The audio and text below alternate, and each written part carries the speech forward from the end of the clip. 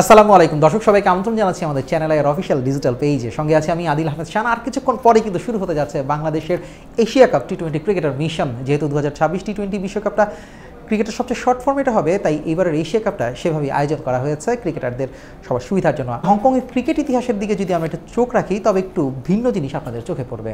হংকংয়ের ক্রিকেট কিন্তু আসলে শুরু হয়েছে ব্রিটিশ উপনিবেশের সময়। আর যদি ভুল না করি 1969 সালের দিকেই কিন্তু হংকং আইসিসির থেকে সহযোগী সদস্য পদ লাভ করেছে। কিন্তু এত বছরের একটা ক্রিকেটের যাদের আসলে ঘরানা আছে, তারা কিন্তু এখন পর্যন্ত আইসিসির পূর্ণ সদস্য পদ কিন্তু লাভ করেনি। হংকংয়ের ক্রিকেট ইতিহাস যতটুকু আমরা আসলে দেখেছি, ততটুকু কিন্তু বাংলাদেশের ক্রিকেটের সাথে কিন্তু আপনাদেরকে যোগ করলে যোগফলটা যেমনই আসুক না কেন, হংকংকে কিন্তু আপনি পিছিয়ে রাখতে পারবেন না।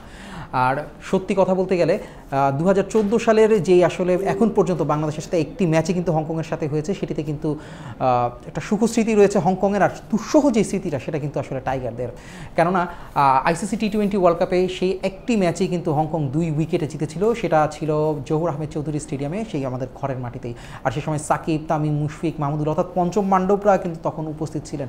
এতটাই হালকাভাবে আসলে হংকংকে নেওয়া হয়েছিল, যার রেজাল্টটা আপনারা অনেকে চোখে দেখেছেন। আসলে ক্রিকেট ভক্তরা, যা ক্রিকেট সম্পর্কে যারা একটু খোঁজখবর রাখেন, তারা কিন্তু দেখেছেন। আর এই দুঃসহ স্মৃতিটাকে আজকে সুখস্মৃতিতে পরিণত করতে পারবে কিনা, সেটা কিন্তু লিটন দাসদের কাছে একটা চ্যালেঞ্জ। যতটাই আমরা আসলে বলি না কেন, হংকংকে যতই আপনি দুর্বল ভাবেন না কেন, ক্রিকেটে আসলে দুর্বল ভাবার আসলে কিছু নেই। বাংলাদেশ হংকং ম্যাচটি এবারের এশিয়া কাপের বি গ্রুপের প্রথম ম্যাচ, দুই দলের জন্যই। এই বি গ্রুপে কিন্তু বাংলাদেশ হংকং ছাড়া রয়েছে শ্রীলঙ্কা এবং আফগানিস্তান। অনেকে আসলে বলছেন যে ডেড গ্রুপের কথা। আসলে ডেড গ্রুপ কিছুই না।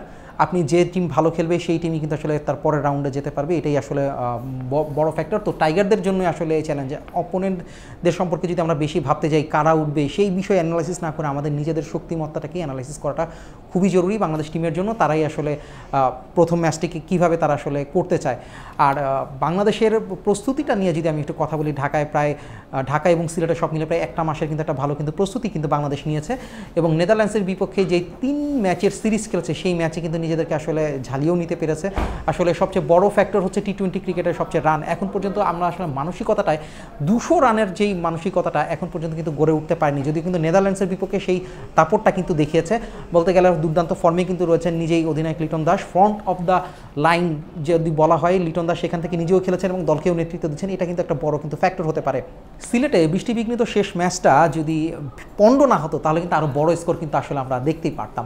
আর প্রথম 2 ইনিংসের যদি বলি, আসলে পরে ব্যাট করেছিল বাংলাদেশ, যার কারণে আসলে খুব বড় টার্গেট নিতে পারেনি। তবে ব্যাটিং প্র্যাকটিসটাই ভালো করেছেন।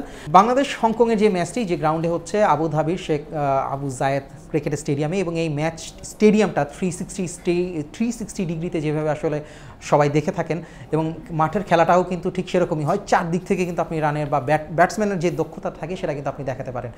এবং উইকেটে কিন্তু বোলারদেরও কিন্তু এখানে আসলে কিছুটা দক্ষতা থাকবে।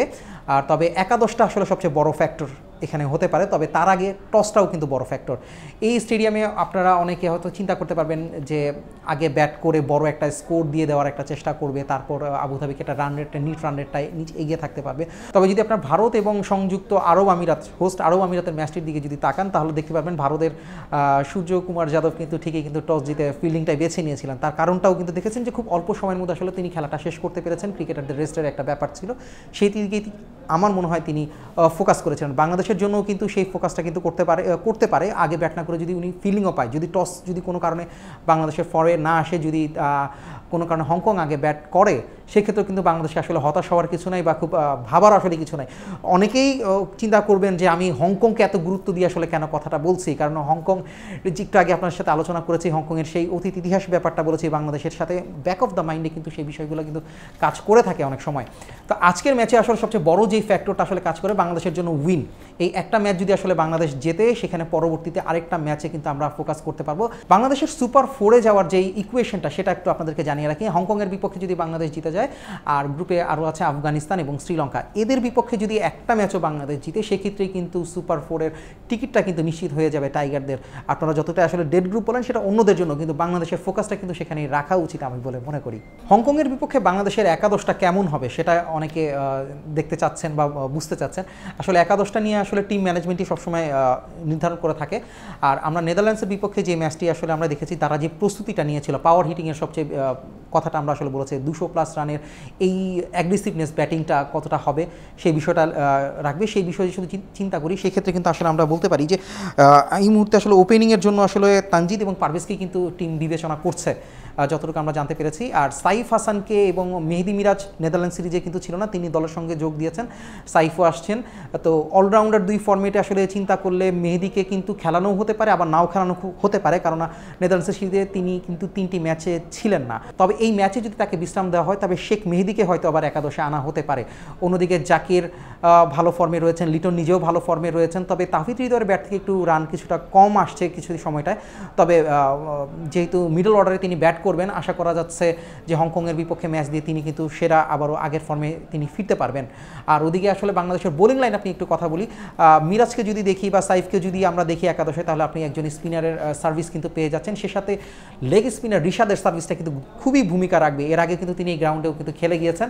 ওদিকে পেস ইউনিটের দিকে যদি আপনি লক্ষ্য করেন তাহলে কিন্তু তাসকিন কিন্তু আপনাকে মূল ভূমিকাটা পালন করবে, একদম লিড দিবে। এর পাশাপাশি তানজিম সাকিব রয়েছে, আর ওদিক থেকে মুস্তাফিজ যার অভিজ্ঞতা আরও ভালো রয়েছে, এই কাটার মাস্টার কিন্তু অনেক সময় ম্যাচটিকে কিন্তু ঘুরিয়ে দিতে পারবে।